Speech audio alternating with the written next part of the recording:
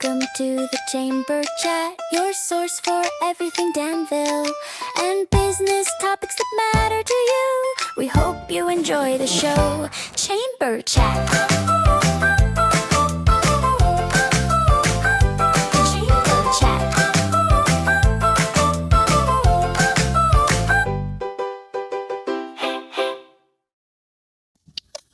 Welcome to the Chamber Chat.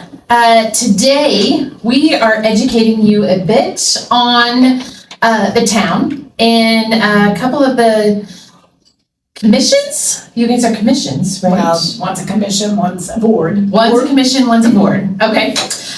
Within the town. And so I'm going to have you all introduce yourselves. We'll start with Lesa. I'm Lesa Ternet. I'm the town planner, and I act as a liaison between our department and these two boards. Okay. Tommy? I'm Loris Thompson, better known as Tommy, and I've been active with the town since 1984. And Tommy, what you serve on? I'm on the Plan Commission and I've been president 28 straight years.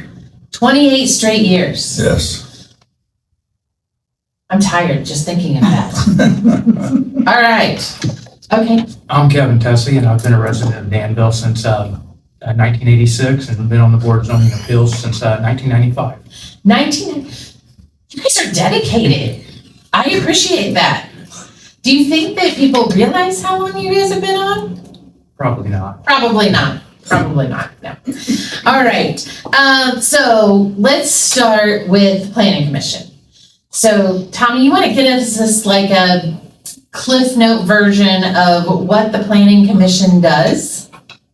Well, we work with the town planner. She plans, sets it all up for us, and we deal with new additions, people that redo their houses. Some of that has to go through the Plan Commission for approval and all things like that. But if it's something that has to do with town laws and stuff, that's zoning. So that's those are. And I served on that board too for a long time, but was working for Kevin Tussey then. There you go. Kevin, you want to talk about the BZA? Yes. We hear cases that when people want to do something that's against the town ordinances and stuff like that, we usually have maybe meet 5 or 6 times a year and maybe 1 or 2 cases at each time and everything like that. So it's interesting and it's good to get town involvement and everything like that. We always like to have the public show up and voice their concerns, good or bad, and everything. Go ahead, Lesa. Okay, so I'll let you elaborate. All right. So some of the things that the Plan Commission does, they do hear what we call site plan reviews. So that's where you may have new development, new commercial development. So say someone comes to Danville, they want to build a grocery store. They submit plans. We have meetings prior to the meeting with the developer and engineers, and then when they are all set to go, then we take it to the Plan Commission for their approval. Okay. The things they review are things like lighting, landscaping, drainage, parking, anything has to do with the parking lot, any new streets or anything that would need an access off of a town road or the state highway. It does have an access off state highway, goes before the NDOT, which is Indiana Department of Transportation. They also hear plats, whether it be a residential plat or a commercial plat. It could be from 1 lot to 300 lots. It just varies and ranges. In addition to that, they hear rezonings. Plan Commission is the body that holds the public hearing for anyone that wants to rezone their property. Then it goes before the town council for final approval. They also are involved in creating the ordinances like the Unified Development Ordinance. They are the body that holds public hearing, and then it goes to council. Same with thoroughfare plan, which we're in the process of adopting a thoroughfare plan now. So they will be getting that here within the next couple of months to review, to send a recommendation to the town council. for approval or denial, whichever it may be. Just to expand a little bit on the Board of Zoning Appeals, they are a quasi judicial board. So it's a little bit different than the Plan Commission. You know, there's a lot of legalities that they have to comply with. If someone wants to say they want to have an accessory dwelling unit on their property, that say the in-laws want to live in their home, that is generally a special exception, which is a permitted use, but it requires additional review by the Board of Zoning Appeals. They hear use variances, they hear development standard variances, and then of course any appeals, which would be an appeal to the administration's decision or interpretation of the ordinance would be appealed to the Board of Zoning Appeals. So that's just a little bit more in depth of what they do. And if someone is wanting to apply for a zoning variance or a plot or those kind of things, they're actually coming to the town. Yes. And then you're putting that all together once they Right. apply and then taking it Right. to. So when someone calls me, I look at the ordinances to see if what they're wanting to do, first of all, that if it's on their property, can they do that on their property? Because we have several different zoning district classifications. We have 3 residential or actually 4. We have 2 industrial and we have 2 commercial zoning districts. So I go through and see if what they are wanting to do complies with what the ordinance allows. If it doesn't, then they can either apply for a zoning change of the property, or they can apply for a use variance, which goes before the Board of Zoning Appeals. Those are not a given. That's one thing that people need to understand. There is, when you go to the Board of Zoning Appeals, you have to demonstrate a practical difficulty. So generally that is not just something because they want to do it. It has to be generated because there's a difficulty that it creates for them by complying with the ordinance. So let's talk, I think Emmy's Pancakes, when they bought Dave's Pizza, didn't they ask for a variance Yes. on the set? So They had to get a variance of the setback. Right. Because that lot was created years and years and years ago when setbacks were not as large. Right. So to be able to put that building where they wanted to put it on the site, it encroached into the setback. So they asked for a variance, which was a hardship because then pushing the building back further, there was an overhead power line, there were utilities, so that variance was granted. So that's just one example. So, I mean, are there like set rules that you guys look at when something is brought to you guys, or it's not clear black and white? You guys kind of have to make a best decision, correct? Correct. Lisa provides us a case summary, and then I think it's always important to go look at whatever property's being looked at. So I always make it a point to visit the site and everything and look at it. And then the town usually makes a recommendation, and that doesn't mean that we have to go with that. And then we listen to the public and their input and that to make a decision. That's what's best. Great. And in addition to that, when someone applies, they have to give us what's called a findings of fact for board cases, for the Board of Zoning Appeals. Okay. So there are different criteria. So for development standards variance, there's 3 different criteria that they have to be able to demonstrate that they meet. So they prepare their findings and it goes to the board. And they can either make their decision based off of the applicant's findings of fact, proposed findings of fact, or off of whatever the case summary is, or just based on different, I think there's 3 different criteria that they can base their findings on. But generally, they base their decision on. Generally, they base that decision on the findings of fact for the most part. Okay. And so let's say, I'm just going to use the Emmy's Pancake one, for example. If they come to you and they say, we want a setback variance, can you guys modify that and say, well, we see that you did this, but we would really like to see you guys do X, Y, Z, or make sure that there's, those kind of things. Yes, as part of the motion, if someone makes a motion, they can put conditions on that. And, if the applicant wants to agree to those conditions, and if it takes a vote and then if it passes, those conditions would become part of the motion and everything. Okay.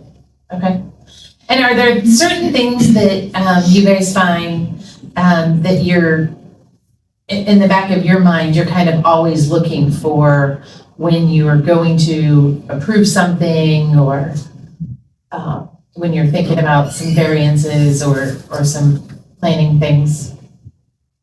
One of the things I always look at is the public there, and how does the public residents nearby feel about it and stuff like that. So if the neighbors don't have an input and objection or anything like that, it kind of makes it a little bit easier to make a decision, I think. So public input, I think, is very important. How often do you guys get public input? How often do people really show up at the meetings and really share their support or concern for something? Well, a lot of times on the plan commission, we'll have things before us that are fairly minor, and nobody shows up except the people presenting what they're wanting to do. Uh-huh. Up to a point where we've had to move the meeting to someplace bigger to hold more, 300 or 400 people.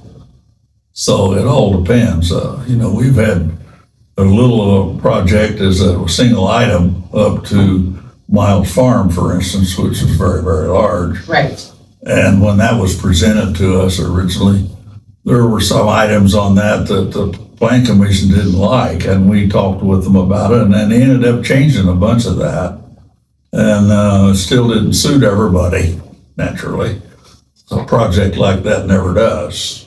Agreed. So we have to go with what we feel is right and approve it accordingly. So Kelly, in that instance with Miles Farm, that was a rezone. So the plan commission, when there's a plat or a development plan or site plan review, as long as that applicant is complying with all of the standards of the ordinance, the plan commission cannot say no. Okay. They're obligated to review everything to make sure that it does comply, but in that case, they cannot say no. In a rezone, that is not the case. Okay. They can, I won't use the word negotiate, but if someone's rezoning their property and they get up there and the plan commission, like you said, there's something they don't like, then the applicant can say, well, we can modify that, or we can present this, or whatever it might be.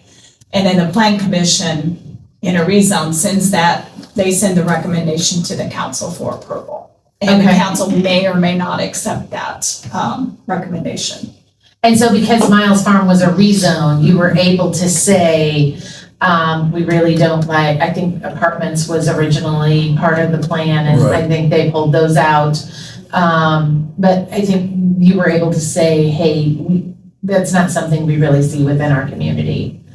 But if it was already zoned for that, then as long as they met all the requirements, then it's already, Right. like, they made the requirements, you check all the boxes. Yes. You can't really say no. Right. As long as they're meeting all the development standards of the ordinance, for lot size, lot width, uses, and all of that, then then they're obligated to accept it. Now, who decides what those standards are? Who says this is what, as the town of Danville, we say lot size is this, we say, so much brick. Who decides that? Well, that is actually a culmination of the public. Citizens. In 2024, we adopted a new ordinance, the Unified Development Ordinance, which combined our subdivision control and our zoning ordinance into one document. Okay. So during that time, usually consultants help us with that because they do this every day. But during that time, we hold a lot of public meetings, workshops, online surveys, so that we get the input from the public. not always successful in getting a lot of input, but we do try to get as much input as we can. So we take all of the comments from the public and the consultants, and that's how we end up with a document that we believe is in the best interest of the town. Okay. There have been several ordinances in the town of Danville that have been updated, and 2024 was the last update. Okay. And we're, like I said, we're in the process of doing the thoroughfare plan because it hasn't been updated since 2010. Same process. You know, we did public workshops, online surveys, everything we could to get the message out. Hey, we're making these changes. Please give us your input. And do you mind talking a little bit about what that thoroughfare plan is and what you're kind of looking at? So the thoroughfare plan actually lays out, it's your streets, your thoroughfares. It classifies each thoroughfare based on, you know, traffic conditions. So every road in the town of Danville has there's a street classification for it. And then we go through and say, okay, where do we see that we may need new roads? Or where do we see that we may need to widen a road? Or where should it be 4 lanes? Where should it be 2 lanes? And then we delve into the classifications and what the standards are for those roads, road width, road depth. And so that's what the thoroughfare plan does. And it also addresses pedestrian pathways and things of that nature. That's exciting. Yeah, I think that's something we need. I think whenever we talk to anyone about any sort of economic development or those kind of things, one of the first things people talk about is traffic, which I find hysterical because my husband's from Boston and I don't think that we have traffic, but that's just my personal opinion. My daughter lives in Boston. I know what you're There you talking go. about. Our traffic is really related to the time of the day. Yes. For the most part. Yeah. You know, you have your busy times and then not so busy times. It's a commute problem. Yes. Yes. Yeah. And I think, you know, for the most of us that live here and we kind of know that we know how to get around it. Yeah. For the most part. Right. So, yeah. So are there, so we talked about Miles Farm. Obviously, that one was a hot topic within our community. But is there some things that you guys have done or over the many years that you're really proud of that you guys have seen a change due to some decisions that you guys were able to make? Well, in all the years that I've been on it, you know, we've had a lot of new subdivisions, most of them on the east side. Uh-huh. Miles being the largest of all of them. But, you know, it's been very interesting, satisfying to see the town grow a little. And obviously we know it's growing because look what they're having to do to the high school. Yeah. So it's been very fulfilling, I think. Well, good. My time on the BCA, I think it's always been good that most of our votes are usually unanimous, and I think that shows that we're doing the right thing. So that's the thing I think is best. Good. So now we've got rooftops, obviously, is been, you know, one of the first challenges, I think, of our community, you know, as far as growth. And I think in looking at planned growth, controlled growth, those kind of things, we're now looking at the economic development side of getting some of those 3% businesses in here, those kind of things. Are there anything that you guys personally are looking to see move into our community that would, you know, you feel like fill a need within our community? No, I haven't really given that much thought, but I do know that the ground south of 36, south of the railroad, a lot of that's been annexed in. And I think it came in as what, light industrial or? Yes. Yeah. I would like to see some of that come in. You know, we need some extra money, tax money coming in from that. And because of where it is, the airport there and everything, they have some control over what goes in height-wise and stuff, so it's very interesting to see how that's done. As we're looking, and Lisa might be able to speak more to this, but I think that one of the things that we've talked about is, because I know that a lot of people are naysayers on the rooftops, but that has brought in workforce that now helps attract some of those light industrial opportunities. And plus, I don't know many neighborhoods that want to move next to the dump.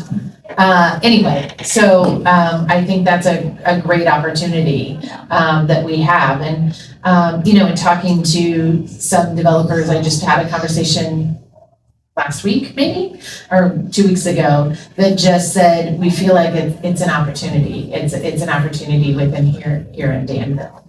Speaking of the landfill, it's got about 15 to 20 years left. And then where are we gonna put it?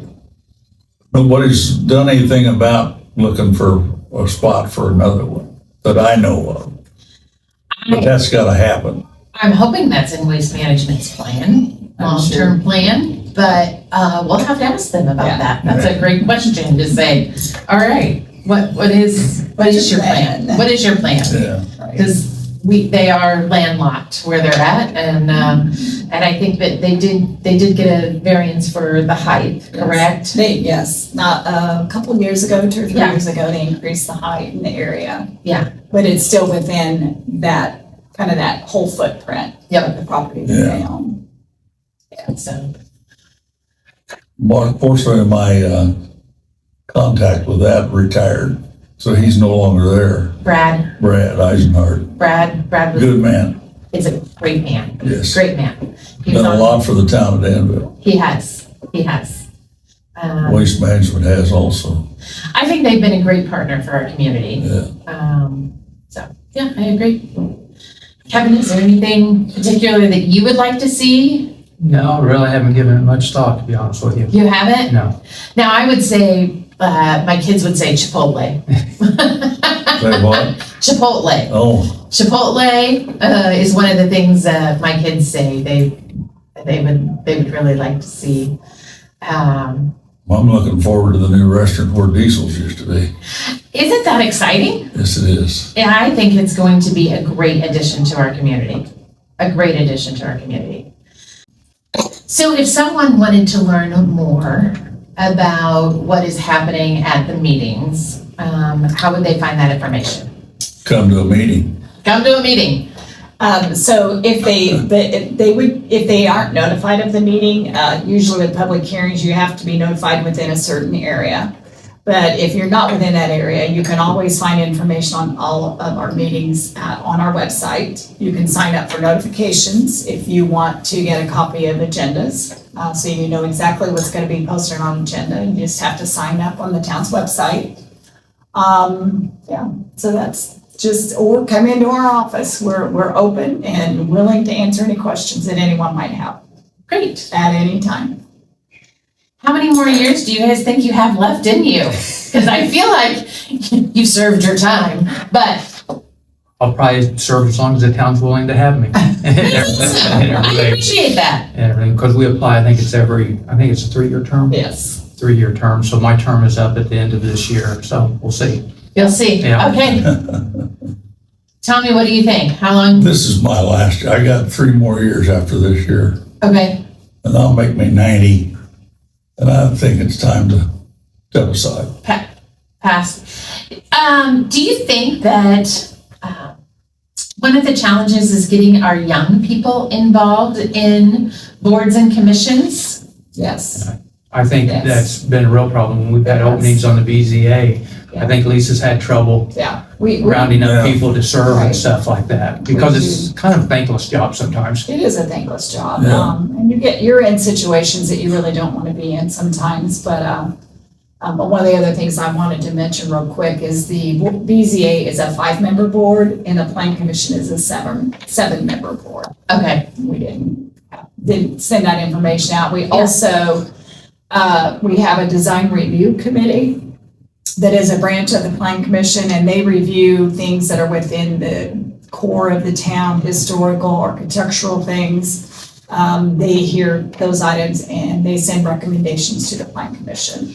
And so when we talk about the because there is a historical overlay, correct? There's a historical district. District, yes. okay. So we have an overlay district that is the corridor protection overlay district. So the standards that you have to build to are a little bit different within that district because of the historical aspects Okay, of the homes and the commercial buildings. all right. So that gets us an additional review.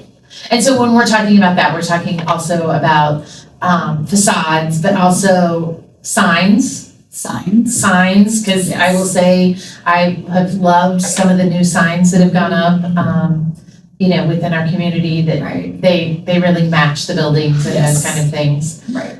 What are some other things that the design That they review, they will review residential Okay, homes as well, accessory buildings. Any kind of accessory building that's within the corridor protection overlay has to go through that additional review. Commercial additions, remodels, if someone's changing a door or a window in a commercial building or residential building, it may have to go through the design review committee. okay.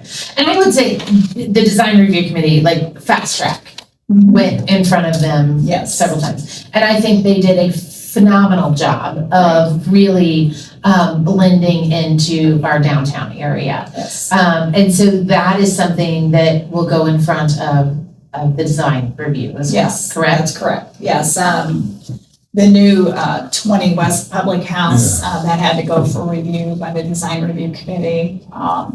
And we now, at one time, we didn't have any, prior to the 24 Unified Development Ordinance, we didn't have any architectural standards in our ordinance at all. Oh, wow. So, which was one of the reasons why the design review committee was created.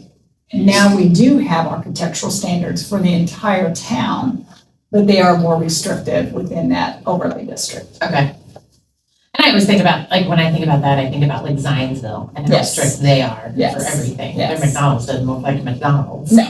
So, There's no pole signs in Zionsville. yes, there's a lot but I feel like we're headed in that right direction. Yeah, it's maintaining that historical, small town community. Agreed. Paint color is not one of them? Or Paint is it color in is them? not. Although, paint colors do come up in some of the meetings, and people are usually willing to, take a recommendation of the design review committee. But technically, paint color, you're not restricted on paint colors. Okay. And some of their recommendations don't always go through. Like Okay. paint colors, right? Yeah. Yeah, We Plan just had Commission one of has those the the other final say on any recommendation by the design review committee. Okay. And they don't have to accept all the recommendations, but I would say 99% of the time they do. Yeah. Okay. Yeah. What else do you think that people should know about the BZA and the Planning Commission? Anything else that you can think of? I think it would be, review, take the time to look at what's coming before us and to have the public be active and everything like that. Because I think that's very important. If you don't voice your concerns, you need to be heard. Absolutely. And if you don't say them, then how do you know that they are concerned? Because I think that both of you have expressed that you really listen to the people that are coming before you and making changes. So, anything else, Tommy? No, I don't think so. It's just the people have got to remember that we're trying to do the best for the community. And our decisions sometimes may not always suit everybody. Miles Farm's one for sure. Absolutely. And there were others. Yeah. I don't know. People think they're talking about their situation and what we're doing is different. But it's not, we're not doing this to try to hurt them. But I don't know, it's kind of like the NIMBY effect. Not in my back. They don't want it in their backyard, so to Right. speak. But, overall, over the years, I've been well satisfied with the way things have gone. I've only had one or two occasions where I think we made a bad decision Okay, over the years. One of those was done when I was on the BZA. And you were on there too. there you go. But those things happen. Those things happen, but I think that you guys take the best interest of our full Oh, community in absolutely. heart. Absolutely. And obviously, you guys have lived in this community for many years, and so you guys want to see it thrive just as much as anybody else does. But yeah, I think a lot of people look at it, not in my backyard. Yeah. And I'll tell you what they built out there so far out there at Miles Farm is outstanding. I mean, it's well-built construction and they're nice houses and the central area where the swimming pool and stuff is, that's outstanding. It really The amenities are amazing. It is. I will say the amenities are amazing. And once the trails are finished out there, I think that is going to be a great benefit for our community as Oh, well. yeah. So, yeah. Yeah. All right. Well, I want to thank you all for coming on. I'm hopefully people will watch this and then they will start attending. And maybe we can start looking for your replacements in 3-5 years or whatever. And people will get more involved within our community and have a better understanding of what's happening. And that's part of our goal here as the Chamber Chat is to really give people a better understanding of what's happening within our community. Yeah. I got started early, like I said, in '84 because I was on the town council. That's how I got started. I was picked by the, what do you call them, the committeeman? Council? No. That picked me. The Precinct committeeman, precinct you got committeeman. appointed by That the was as a appointed to precinct. replace the guy that replacement. left. Yep. And I served 10.5 years, so one decision I made is what cost me the election. That's when we voted to annex the landfill. Really? It did. And That was in '95 when I got off, and I was off about a year, and then I was still on the plan commission. so annexing them, so now they are taxpayers within our community, but then they also are, Well, the revenue we get off of the landfill. Yes. The town of Danville is outstanding. It's done a lot of things for the town. it has. So, okay, well, I'm But a lot interested of to hear people that. thought when we annexed that, it put it right on their back doorstep. And it never moved an inch. No. Okay, just the line around it moved. That's right. Not But the landfill, landfill did not. it was so much better ran and everything about it was so much better than what was there. It was just a dump before, actually. Yep. Anything and everything went in there. But now it's under control, you know. I remember going there as a child with my dad did dumb things. So, yeah. Are there any things that you think about in the past that you're like, I find that one very interesting, the landfill. I remember serving on the committee for the landfill, and, you know, I can honestly say I wasn't for it, and I worry about what the long-term effects will be long after they're gone and everything like that with the water supply and stuff, so. But that's about it. Do you think that, I feel like, because that was what you said, 84? 84? I think. No, it was annexed in 95. 95. Yeah. 84 was, When you went on. yeah, on the Okay. town council. All right. Yeah. Do you think that we have made, I feel like we've made great progress in the water treatment of things. Oh, yeah. The what they allow in there. I feel like we've made some good progress over the years from what I remember as a child, but Well, yeah, as you see, they built that plant that uses that gas to convert it to natural gas standards and put it in a pipeline and send it down there when the plant's working. Sometimes it doesn't work very good. For right. some reason, they haven't figured it out. They've got a plant just like it in northern Indiana, works perfect. This one doesn't, but it's getting there. They're working on it. Yeah, Yeah, yeah, and they're very strictly regulated Yeah. through the federal government. Department of, because all those Caterpillar engines out I there know, that made electricity, Uh-huh. they were running off of landfill gas. Okay. They converted those all to natural gas. Okay. It's supposed to be using the natural gas on from the new From plant. the plant. And so when it doesn't work, they don't work. Oh, They can't make electricity. I didn't realize that. Yeah. I noticed. I think I need to have waste management in and talk about you should. the landfill. Yeah. I think that would be a very educational I think thing it would. because, yeah, I know bits and pieces, but I'm learning some today. That's the majority of the public. You know, Yeah. They just know that it's there. They don't know everything that they have to go through. Or drive by and I see the big fire and I think, what's that? That's And I'm like, right. oh, wait, never mind. Now I know what that is. Yeah. Now I know what that is.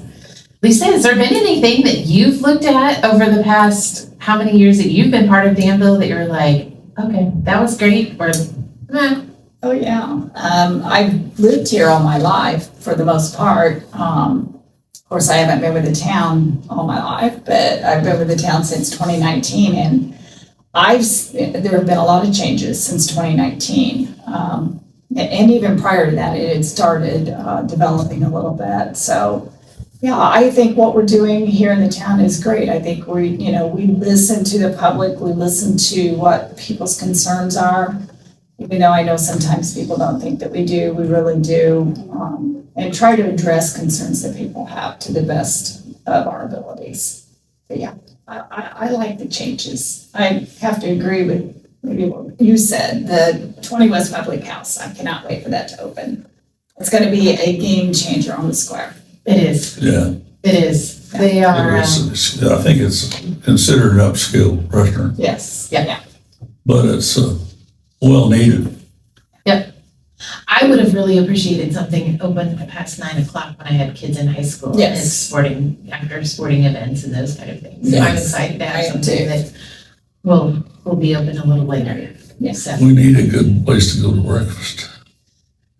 well, That's why I was hoping Emmy's would get built. there you go. There you go. Well, I'm a big fan of Breadbasket, and I actually really love the food at Creation Cafe too. Their breakfast. Yeah, is it good. does. Breakfast That is good. They make a great sandwich over Yep. there, along with the sweets. Yes, Yeah. yes. I'm a big fan of sweets. So, thank you guys. One, for your commitment to our community, for your time today, and for your service to our community. We really do appreciate it. Thank you. Thank you. Thank you, guys. You bet.